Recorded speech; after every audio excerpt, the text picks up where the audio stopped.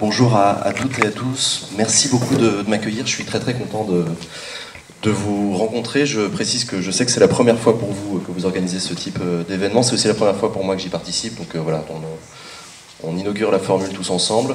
Je suis content de venir, d'autant que je viens en voisin, déjà en parisien, mais même en plus voisin que ça, puisque j'ai travaillé pendant 2 ans au cabinet de la maire du 20e arrondissement de Paris, Frédéric Calandra.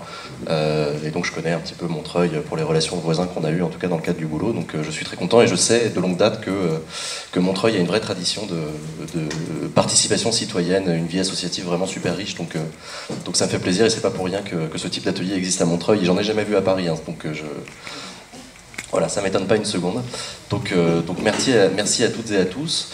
Je vais effectivement vous parler rapidement de ce que je sais, mais d'abord je vais vous dire pourquoi est-ce que je le sais, et d'où est-ce que je viens et qu'est-ce que je fais. Donc je m'appelle Jean Massier, j'ai 27 ans et je suis le fondateur d'une chaîne YouTube donc, qui s'appelle Acropolis, comme l'a dit Hakim tout à l'heure, et qui est un projet citoyen que j'ai créé juste après les attentats de Charlie Hebdo. Qui a commencé à fonctionner depuis septembre dernier, et c'est une chaîne YouTube d'un genre un peu particulier, puisque le but c'est de rendre la politique plus accessible aux citoyens, notamment aux jeunes, mais pas seulement d'ailleurs. Rendre la politique plus accessible, ça veut dire un peu moins compliqué à comprendre, lutter contre le phénomène qui veut que la politique soit un truc de spécialiste et de professionnel, alors que ça doit d'abord être un truc de citoyen. Et la rendre aussi un petit peu moins chiante, parce qu'il faut reconnaître que la politique c'est chiant à suivre, c'est quand même des gens sérieux qui parlent sérieusement de sujets sérieux. Voilà, donc j'ai créé ce projet pour faire ça. Et le principe c'est que je commente en direct les travaux de l'Assemblée nationale. C'est la principale émission que je fais, c'est que donc je commente comme un commentateur sportif les questions au gouvernement, vous savez le truc le mardi et le mercredi après-midi sur France 3 là. Ben moi je commande ça comme si c'était un match de tennis ou une partie de jeu vidéo, et je commande ça pour l'expliquer, pour contextualiser, pour expliquer qui sont ces gens, c'est qui le type en costard là qui parle, pourquoi est-ce qu'il parle de ce sujet là aujourd'hui, d'où il vient, d'où il est élu, qu'est-ce qu'il a fait avant d'être élu, et puis ensuite je suis l'émission comme tout le monde, et puis je la commande, je l'explique, et les gens interagissent avec moi en direct dans le chat. Donc voilà, ce projet là s'appelle Acropolis. Et je l'ai créé aussi parce que je viens en fait de la politique. C'est une petite particularité, c'est que j'ai travaillé pendant plusieurs années dans la politique, j'ai fait partie de ces petites mains au contact du pouvoir et des gens qui ont du pouvoir. J'étais un collaborateur d'élu, donc je vous l'ai dit, au cabinet de la maire du 20e arrondissement par exemple. J'ai aussi travaillé pour une adjointe d'Anne Hidalgo, maire de Paris. Donc j'étais chargé de mission sur la politique de la ville, enfin je rentre pas dans le détail. Et j'ai aussi travaillé, donc ça c'était au niveau local, mais j'ai aussi travaillé au niveau national pour le gouvernement, ou plutôt pour un membre du gouvernement, Marisol Touraine, qui est ministre des Affaires sociales et de la Santé. J'ai été sa plume, comme on dit, donc j'écrivais ses discours, j'ai écrit ses discours pendant 1 an, j'ai travaillé au sein de son cabinet. Donc j'ai vu, j'ai connu et j'ai participé à l'exercice du pouvoir national. Voilà, il y a un seul truc que j'ai pas encore fait, c'est le Parlement européen. J'ai encore jamais travaillé au niveau européen, même si je connais assez bien son fonctionnement. Voilà. Dernière chose, je suis juriste de formation, juriste et politiste, donc voilà, le cours de droit constitutionnel me passionne. En plus de ça, c'est ma formation initiale. Donc voilà pourquoi j'ai créé ce projet, avec cette toute petite légitimité que je m'autorise à avoir, c'est de dire que je viens un peu du système, donc je sais un peu comment il fonctionne, mais à part ça, je ne suis absolument pas un chercheur, ni un enseignant, ni même un journaliste, ni un expert. Voilà, je suis un simple citoyen qui parle de là où il est, et je vous rassure, si jamais j'exprime des opinions d'une manière ou d'une autre, mes opinions valent bien les vôtres. Voilà, je ne suis pas ni plus haut ni plus expert que qui que ce soit. Donc voilà. Je vais, comme me l'a demandé Karim, essayer de vous raconter un petit peu rapidement et sans en faire un cours. Surtout, je préférais qu'on en discute en fait. Donc, je vais essayer d'être assez rapide en fait sur ces fameux 200 ans qui viennent de s'écouler, 200 ans de l'histoire d'un pays presque multiséculaire qui a connu beaucoup de formes d'organisation du pouvoir, une organisation principale qui a beaucoup imprégné, et surtout dans ses évolutions les plus tardives, la monarchie absolue, de droit divin certes, mais absolue surtout. Et quand Louis XIV disait « l'État c'est moi », il avait plus que raison. C'est littéralement l'État au sens de pouvoir institué, c'était le roi, c'était personnifié dans la personne du roi. Arrive la philosophie des Lumières avec son événement épilogue, la Révolution française, avec son aspiration à créer un système différent basé sur une souveraineté populaire. Donc on maintient la notion de souveraineté, toujours. Il y a toujours un souverain en France, ça n'a jamais changé. La seule différence, c'est que au lieu d'être un type, ça devient un peuple. Et ça, c'est très particulier comme idée. Alors évidemment, les théoriciens sont allés chercher beaucoup dans l'Antiquité. On a beaucoup réimaginé la Grèce antique, la Rome antique. On a imaginé un système de res publica. On a essayé de donner naissance à un système qui permettait à un agrégat de population d'exercer la souveraineté. Alors évidemment, quand je dis agrégat de population, déjà on a commencé par faire le tri dans la population. Et évidemment, comme vous le savez, les premières démocraties n'étaient pas si démocratiques que ça, au sens où aujourd'hui on entend de démocratie, attention, à l'époque, le démos c'était autre chose, il n'y avait pas les femmes, il n'y avait pas les jeunes, et en gros il n'y avait pas les pauvres. Les esclaves, encore moins les esclaves, il a fallu attendre 1848 pour...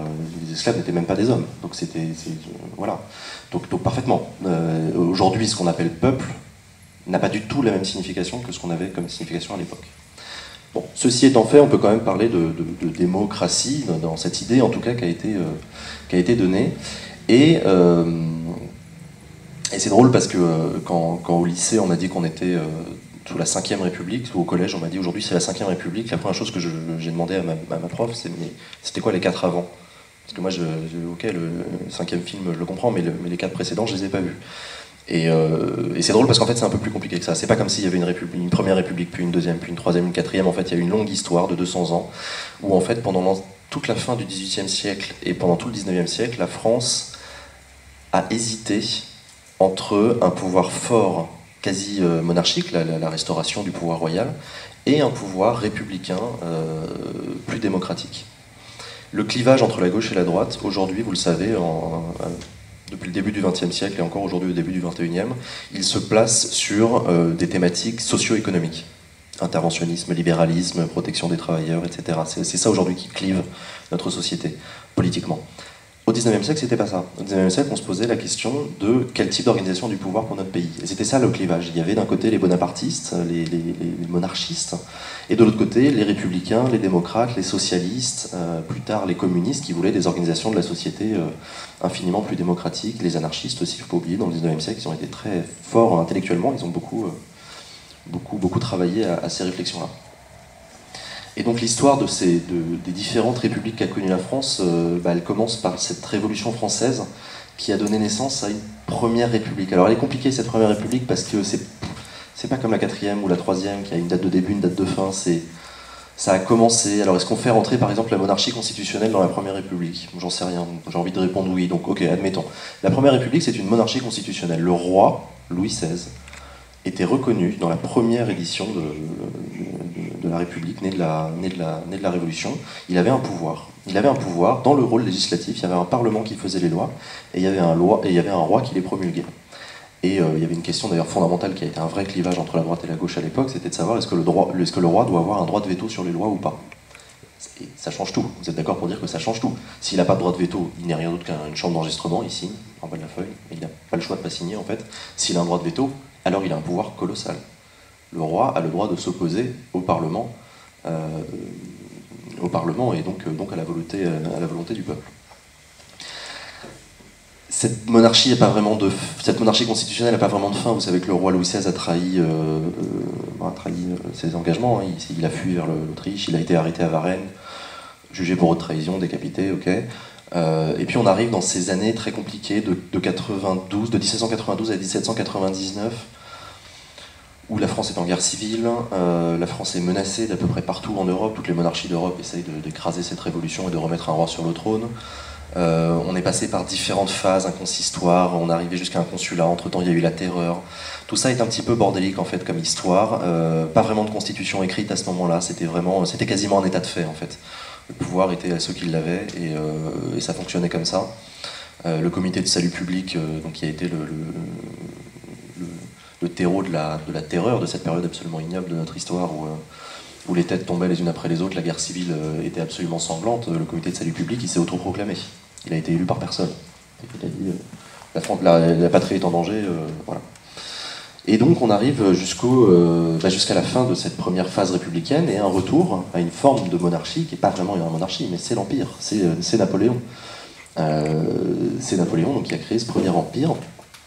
Je ne rentre pas dans le détail ensuite, donc ce n'est plus une république, et je vais arriver directement à la Deuxième République. Alors la Deuxième République, elle aussi elle est compliquée, elle commence en 1848, elle est née d'une révolution. cette République. 1848, fin de la monarchie de Juillet, et elle va durer très peu de temps. C'est la République la plus courte, elle a duré 2 ans, je crois, un truc comme ça, jusqu'à l'arrivée de Napoléon III et le retour de l'Empire. Tout simplement. Donc de la fin de la Restauration au retour de l'Empire, ça a été une république extrêmement courte, extrêmement compliquée. Il ne s'est pas passé grand-chose parce elle s'est terminée par un coup d'État. Donc c'est la preuve que les contre-pouvoirs n'étaient pas suffisamment forts et qu'il a été possible à Napoléon III de fomenter un coup d'État et de reprendre le pouvoir. Donc cette deuxième république, voilà, c'est la moins étudiée, c'est la plus courte, c'est la plus esselée.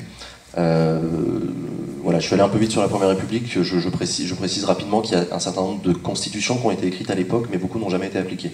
Celle de 91, la constitution de Saint-Just, etc. Il y a des choses assez extraordinaires dans ces constitutions. Par exemple, il y a la constitution de 1793 qui, dans son préambule, parle du droit d'insurrection. Parce que je sais qu'on en parle souvent, c'est même pas le droit, c'est le devoir d'insurrection pour un peuple opprimé, etc. Cette constitution n'a jamais été appliquée, absolument jamais. Donc voilà, je sais parce que parfois on en entend parler comme si ce truc avait existé. En fait, il a été écrit, mais il n'a jamais été appliqué. Donc voilà. Mais c'était quand même une période fondamentale parce que beaucoup de choses se sont fixées à ce moment-là dans nos représentations du pouvoir, dans notre manière d'envisager l'écriture même d'une constitution, l'idée même d'écrire une constitution.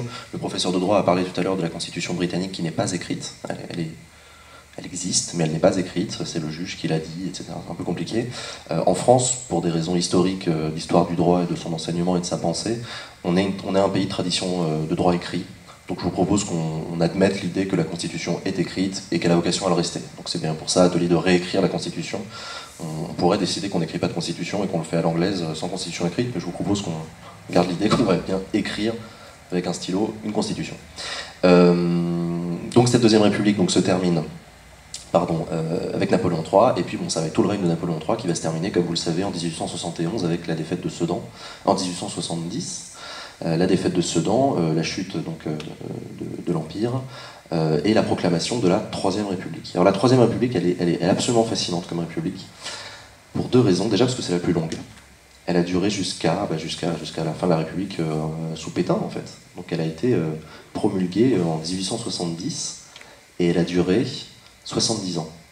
C'est la plus longue de l'histoire de France, la plus longue république de l'histoire de France. Et elle est également fascinante parce qu'elle n'a pas du tout été prévue pour durer. C'est-à-dire qu'elle a été écrite à la va-vite et tout le monde pensait au moment où a été promulguée cette constitution, cette Troisième République, tout le monde pensait que ça durait pas longtemps, que de toute façon on allait avoir autre chose après, etc. Donc c'était quasiment un truc temporaire en fait qu'ils ont écrit, en disant bon on va s'organiser comme ça pour commencer, et puis de toute façon ça va pas durer longtemps. La moralité de l'histoire, non seulement ça a duré longtemps, mais en plus, et c'est la troisième raison pour laquelle c'est une république assez extraordinaire, la Troisième République, c'est qu'elle a été extrêmement fructueuse et prolixe en termes de lois, en termes de cadres fondamentaux de la société qui encore aujourd'hui organisent notre société. C'est cette Troisième République qui a donné naissance à la liberté d'association, à la laïcité, à la liberté syndicale, même aux prémices de l'organisation de la sécurité sociale. C'est une république absolument hallucinante parce qu'en plus elle a réussi à survivre à l'intégralité d'une modification radicale de notre société qui a été la révolution industrielle. En 1870, la révolution industrielle n'avait pas encore commencé, pas vraiment. Elle a littéralement pris l'Europe de court à partir de 1890, et puis elle a continué au début du XXe siècle. Et la Troisième République est restée le régime qui a perduré. Et la quatrième chose quand même, c'est que c'est une république qui a survécu à la Première Guerre mondiale. C'était la Première Guerre mondiale qui a été une boucherie absolument ignoble déjà en termes de pertes humaines, mais aussi dans les consciences, qui a été un tremblement de terre absolument phénoménal partout en Europe. Et la Première Guerre mondiale n'a pas ébranlé la Troisième République, qui a réussi à tenir. Ça a évidemment ébranlé les consciences, ébranlé la Première Guerre mondiale a porté en elle-même le terreau de l'arrivée de Pétain, etc. Tout ça est assez compliqué, mais la Troisième République est restée. Et donc elle est morte, cette Troisième République, quand les députés, en 1940, à la débâcle, votent les pleins pouvoirs au maréchal Pétain.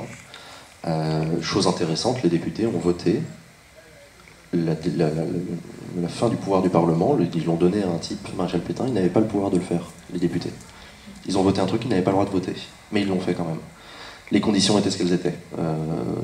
Voilà, c'est notre histoire, mais voilà.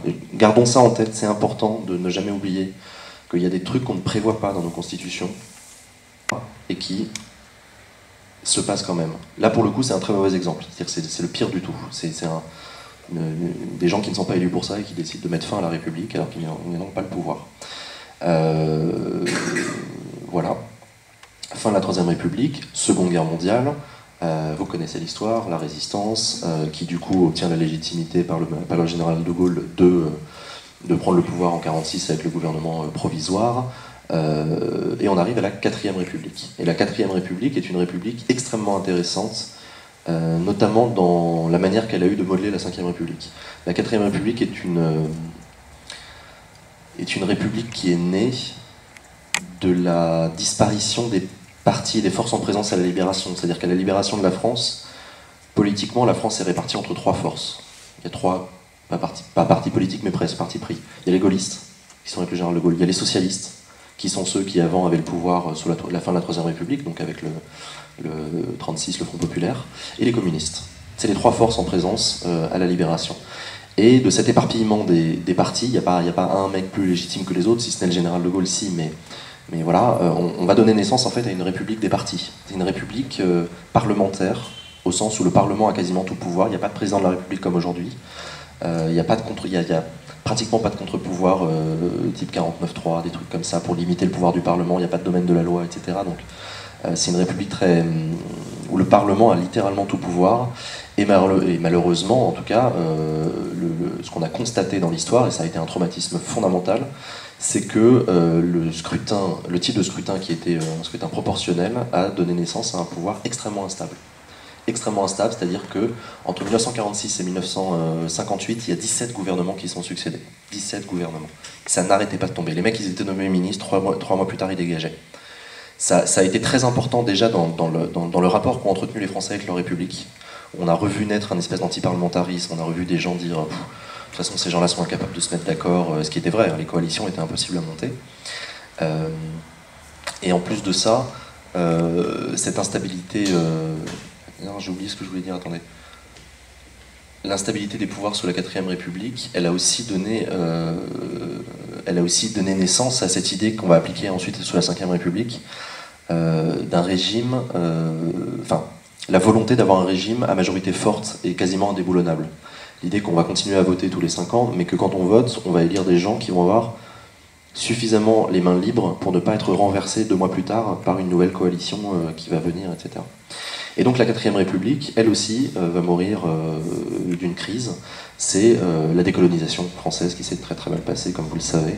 La décolonisation française, la guerre d'Algérie, et c'est face à l'incapacité de la Quatrième République à gérer ce problème-là, le problème algérien, que voilà, De Gaulle va être rappelé, De Gaulle revient, et 1958, écriture et promulgation de la Constitution de la Cinquième République, octobre 58.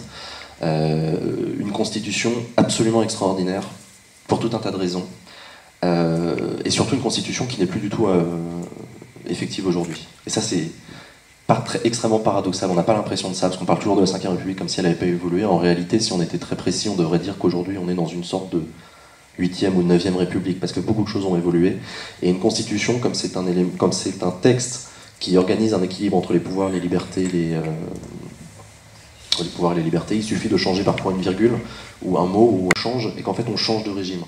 Et c'est ce qui s'est passé à plusieurs reprises depuis 58. Il y a eu tout un tas d'évolutions. Certaines spectaculaires, d'autres beaucoup moins, des trucs très lents, qui ont fait qu'en fait aujourd'hui, la République dans laquelle on vit, elle ressemble plus vraiment à ce qui a été promulgué, en tout cas même à ce qui a été imaginé en 58.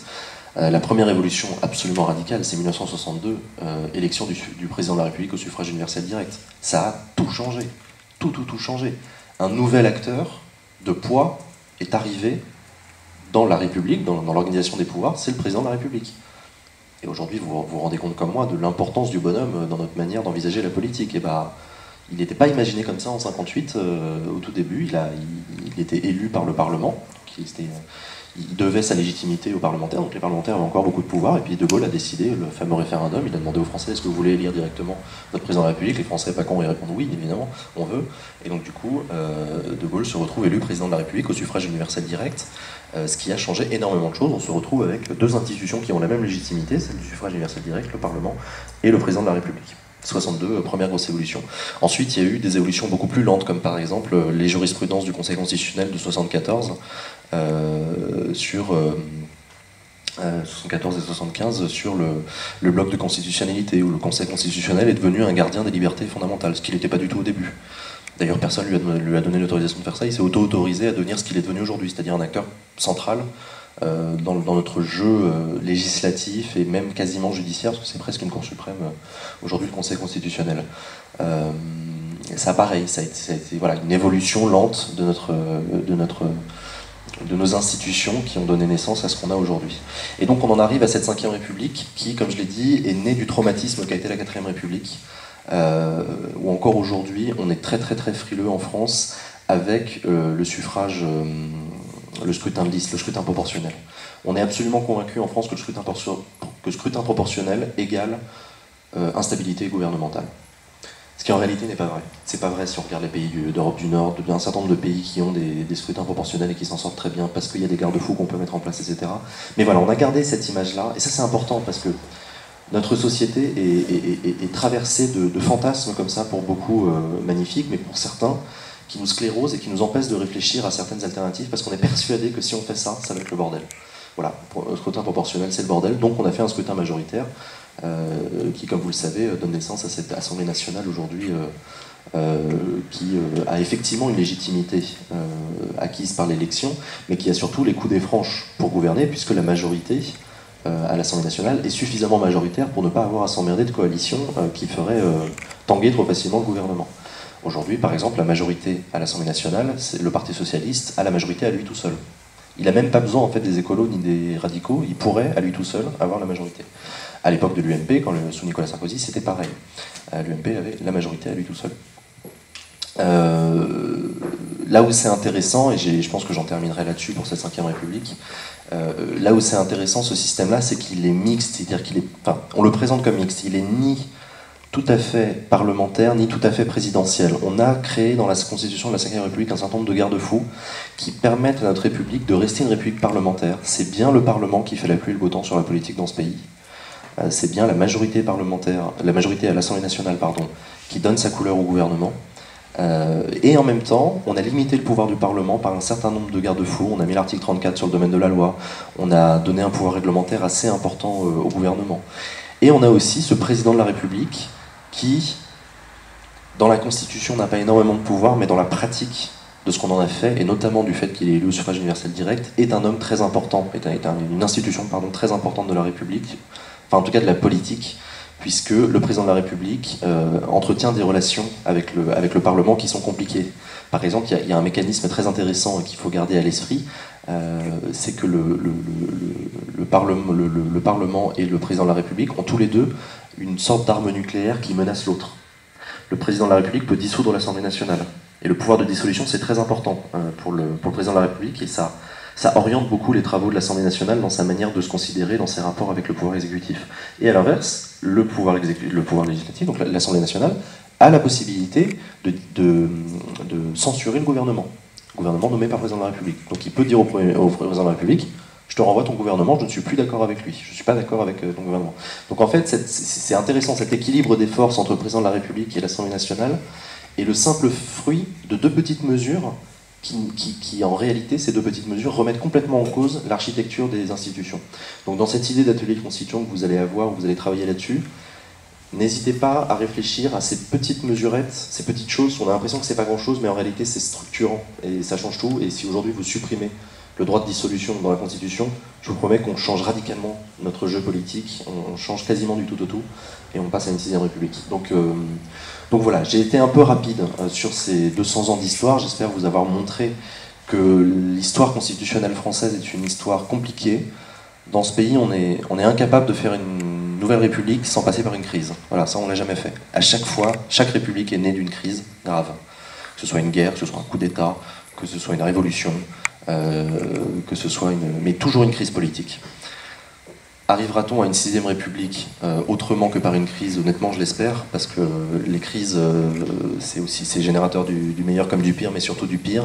Et je ne pense pas qu'une crise politique soit le meilleur terreau pour écrire une constitution. Et la dernière chose que je voulais vous dire, c'est que vous avez parlé tout à l'heure de qui est légitime, etc. à écrire une constitution. Il y a une nouveauté depuis la fin du XXe siècle et au début de ce XXIe siècle, un truc qui n'a jamais existé dans toute l'histoire constitutionnelle de ce pays, c'est l'aspiration profonde du peuple à penser la constitution. Et ça, c'est nouveau. Ça, c'est vraiment nouveau. Il faut bien penser que c'est l'idée même qu'un samedi en début d'après-midi, des gens se réunissent dans une pièce en France pour réfléchir à l'idée même de constitution, de comment est-ce qu'on pourrait la réécrire, etc. C'est un truc qui n'a jamais existé au cours de ces 200 dernières années. L'écriture des lois a toujours été un truc de spécialiste, a toujours été un truc d'une oligarchie, enfin de savants, d'universitaires, de juristes, de politiques, etc. Et ça change tout aussi. Je suis absolument convaincu qu'une constitution d'une 6ème République qui verrait le jour entre aujourd'hui et les 20 prochaines années, mettons, serait radicalement différente de ce qu'on a connu jusqu'à présent, pour la simple et bonne raison que pour la première fois de notre histoire, le peuple lui-même s'intéresse à cette question-là et veut avoir son mot à dire. Et ça, c'est vraiment, vraiment nouveau. Donc voilà, gardez aussi ça à l'esprit. Quand vous écrivez une constitution, vous ne pouvez pas, même si vous le vouliez, en fait, vous ne pourriez pas écrire une constitution comme les précédentes, pour la simple et bonne raison que vous n'êtes pas les personnes qui ont écrit les précédentes. Et je trouve que c'est tant mieux.